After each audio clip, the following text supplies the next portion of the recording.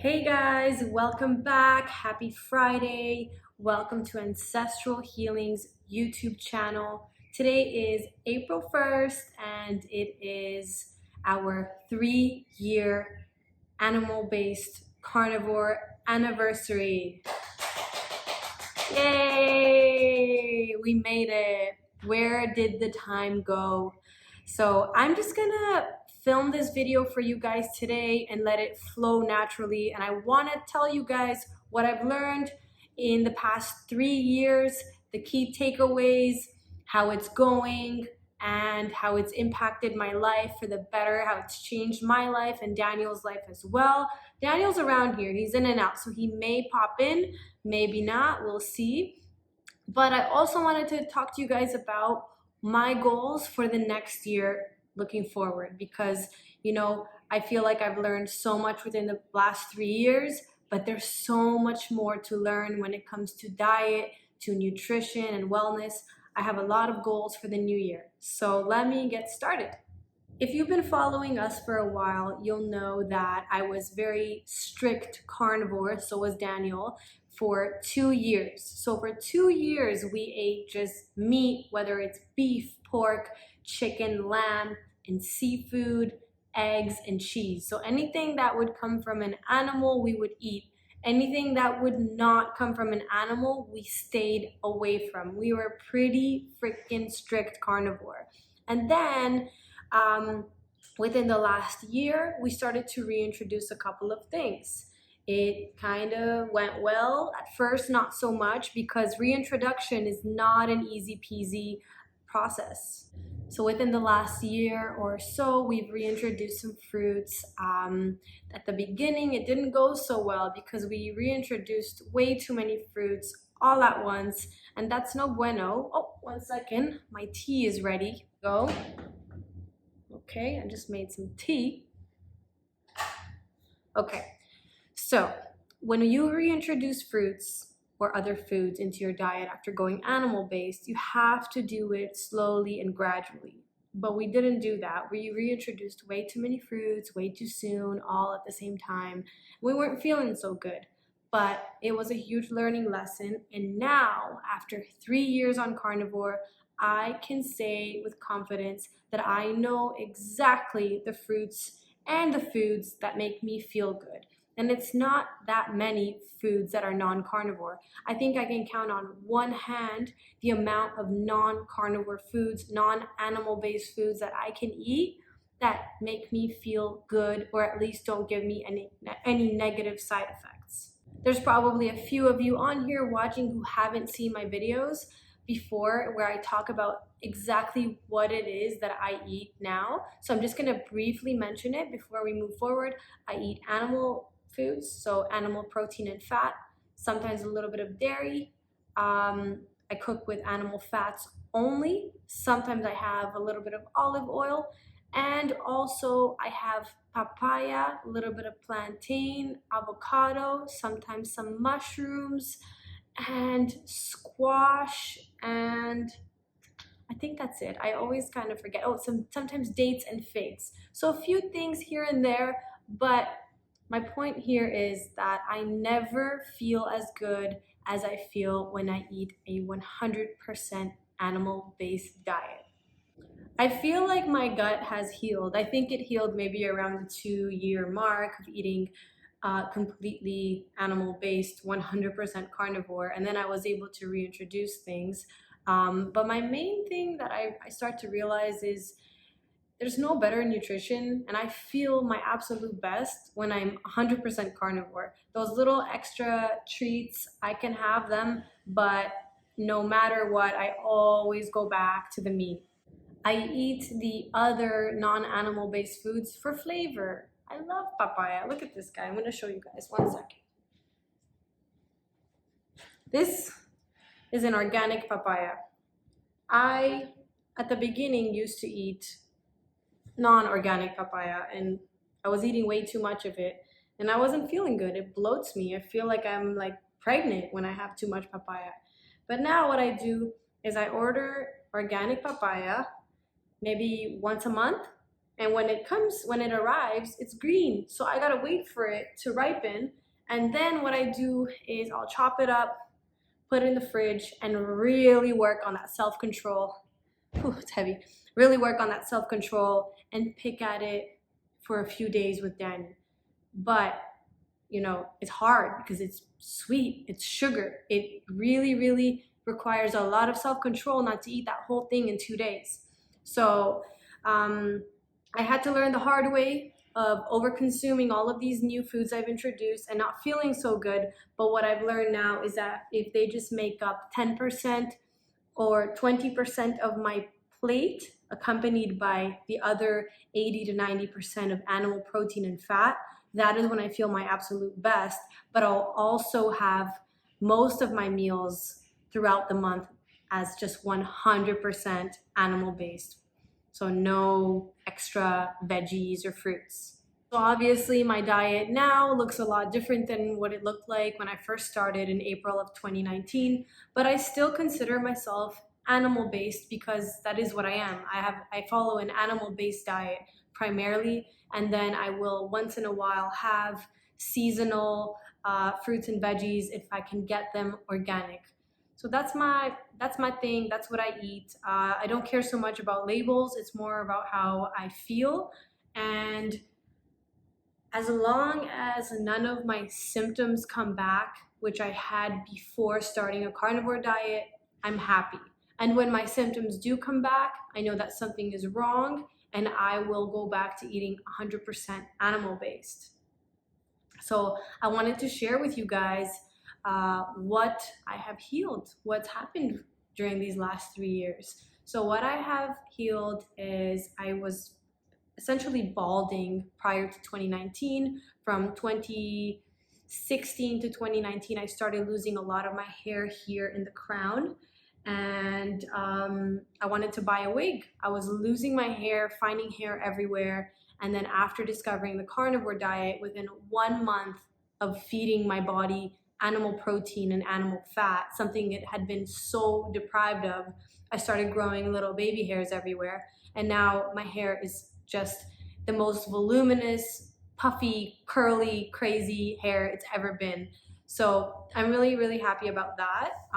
So far, reintroducing those other little foods every once in a while has not resulted in me losing hair.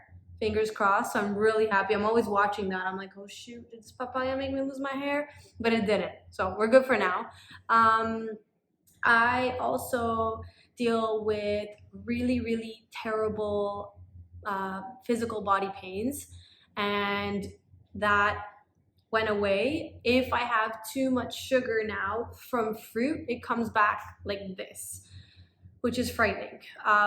It's scary, and that's why I know my limits and I stay within them. I can't even imagine what would happen if I had processed food. I haven't had processed food until, moment of truth, I had my first bite of cheesecake a few days ago.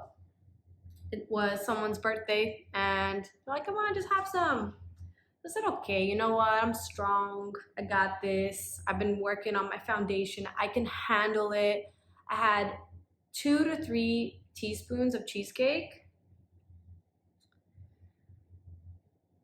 I don't even know what to tell you. Let's just say everything hurt, and everything still hurts a bit.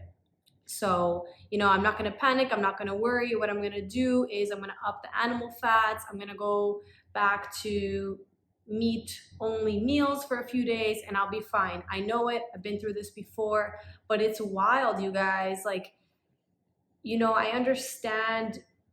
It makes sense to me how we can have like autoimmune conditions or hormonal problems from our diet. I get that now. I fully get that. But it still blows my mind that we can have like our joints hurting and we can have physical body pains from the food that we eat. What?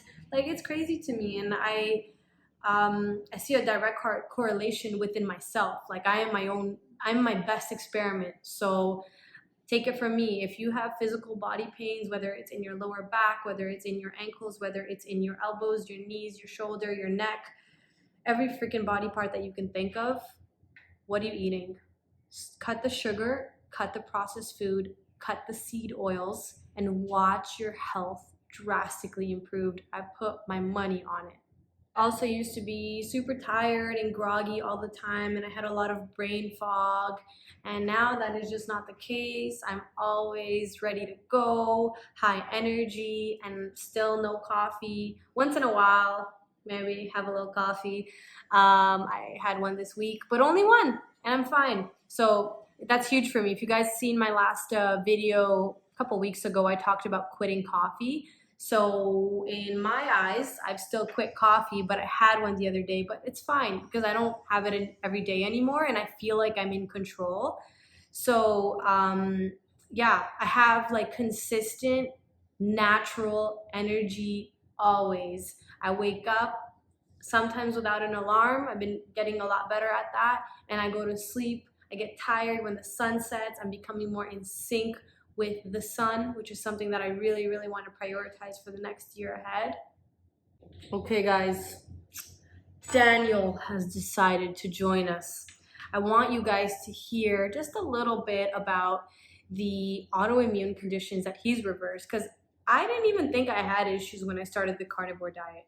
Like, I mean, except for the hair thing, I thought that was normal. What I was feeling, the symptoms, the tired, the brain fog, I thought that that was all normal. I had nothing else to compare it to. But Danny had some real serious health issues that we also thought were normal, but his symptoms were much more severe. So, have I been summoned? You have been summoned. Let's get on here.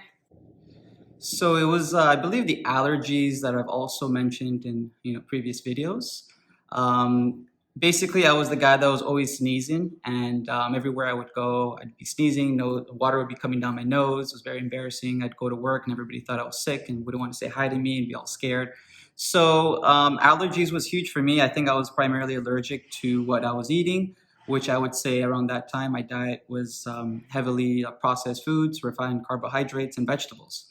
Obviously, growing up in Toronto, we prioritized the plants, and it was all about plant-based. The vegan culture got to us. Yeah, so it was a lot of that, and obviously, there wasn't real food. I was eating heavily processed foods. I was very, I'd say, Italian-based. I mean, I loved my pastas, loved my, my pizza. I was like a sauce guy. I always loved to have sauce. Sauce has a lot of processed sugar and all sorts of ugly ingredients that we don't want. So for me, it was a lot about just the ingredients, removing the bad ingredients. And as soon as I removed the bad ingredients, all of a sudden, allergies went away. My sleep apnea went away. My asthma went away. Threw away his puffers within 1 month. I threw away all my puffers, all my allergy medicine, and things that I didn't think was possible, like going to bed with my sweet dog that I thought I was allergic to. All of a sudden, there was no issues. So for me, I think there's a direct correlation between allergies, like seasonal allergies, and nutrition. And a lot of people think that there's not, that there's just sort of these labels. I'm allergic to this, and I'll be allergic to this forever. I was born this way. Yeah, and I'm here to tell you guys, like, that's not the case. I have virtually zero allergies now. And when I do eat off track, guess what? The allergies come right back. They come right back. So yes, I like to introduce, and I like to live a little bit on the edge more than Petra. She's a little bit more strict. I can't live on the edge. If I lived on the edge, I'd be in constant physical pain. But that's what's the beautiful thing that keeps us balanced, because Petra is, is very sensitive.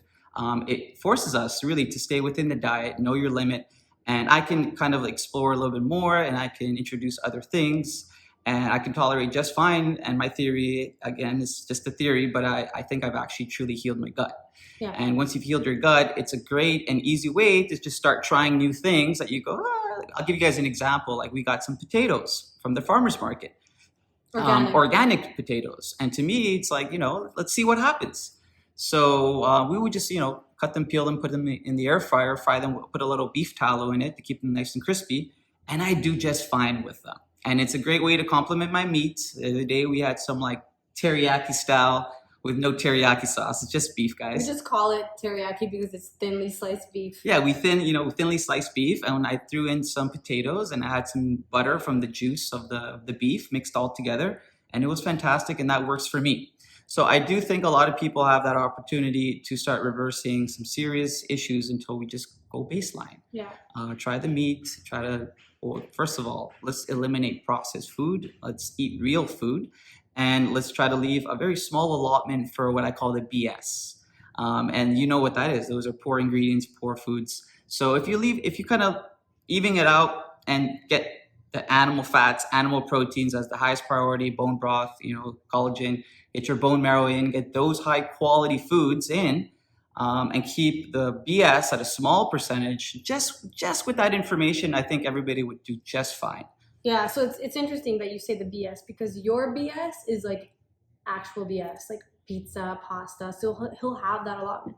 My BS is this. Like I this is still real food and it's organic, but I still consider this BS. Yeah, and I think Petra, like we've also noticed, like if we have too many fruits, I told them I bloat. we Yeah. get sick again. So I would say save it for a special occasion, Yeah. guys. Like eat the fruits here and there. I'm not saying eat fruits every day, but you definitely want to prioritize to eliminate more of the bad stuff and increase an uptake of the good stuff. Animal protein, animal fats. Precisely. Yeah. So, and yeah, you know what? We already talked so much about the mental, the fog, and the brain fog, and all the things that I was not working for me. I mean, I was very fatigued, and I was misdiagnosing myself as depression.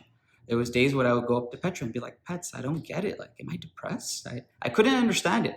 And basically, what it was all the crashes. Every time I would eat processed refined carbohydrates, which is the majority of the meals that I had, I would crash and I would have no energy and I could barely get up. So that was getting misdiagnosed as depression, but really it was just fatigue. And of course, if you're not going to fuel your body with the proper fuel, of course you're not going to run with like highly optimal. So the moment we made those changes was the moment that everything got unleashed and unlocked. So yeah, if you're experiencing, allergies, or you're someone that has your nose is running a lot, or I used to get a lot of sensitivity in my eyes, like they would always be stinging. Yeah, guys, maybe consider eczema or like little rashes on my lips or my mustache area. All caused by food, in my opinion. Food. It literally is all. I know this sounds crazy, but I think it's all food. It really is. Yeah. So this is the message, guys. This is the awareness. This is why we do the channel, and this is why every single day, like we're committed to the cause, and it's just to bring awareness that how much more awesome life can be when we just try to nourish ourselves with the proper foods, the real food, guys. And again, you can have a small allotment of your BS. I mean, you have cravings, that's cool. As long as you uptake the good real food and keep the BS at a small percentage, I think you'll do just fine. For the next year, what I want to focus on is my relationship with nature and food. So I really, really want to sync my eating window with the sun. I want to eat in the morning, obviously when I'm hungry, whether it's within the first hour or two of waking up, and I would love to eat outside. And I also want to cut off my eating window when the sun sets. I want to do that so badly because I feel like it's the last thing that that I'm not doing, and it sometimes makes me feel less than optimal. Like I sometimes eat late at night and then I wake up the next day and I'm kind of groggy and it drags along until the afternoon, and I hate that because I love to feel good and I know what I got to do to feel good. So that's my goal for this year ahead, is just really, really narrowing down on my eating window, not being too strict about it, but really just trying to connect to my my intuition, really. I guess that's what you would call it. And spending a lot of time outside in the morning is very important to me. That morning sun is crucial. I love to be outside around 7 to 8 a.m. to 9 a.m. I want to keep doing that. And yeah, that's about it. I mean, it's been a fantastic 3 years. And if you're watching this video and you're curious about starting an animal-based diet or incorporating more meat into your diet, I highly encourage you to do it. It will be the best thing you've ever done. If you want any tips and resources, just drop me a message below and I could send you a couple videos your way to get you started. A couple of people that I look up to and that I've learned a lot of information from. They have so much free value on YouTube. I'm more than happy to share all these resources with you guys. So that's about it for today. I thank you guys for watching this video if you've made it this far. Next week I've got some recipe videos coming up. I'm super excited, and I will be planning our next live Q&A for April. Happy April, and hope you guys enjoy these 2 videos on the screen. Have a wonderful weekend. Bye bye.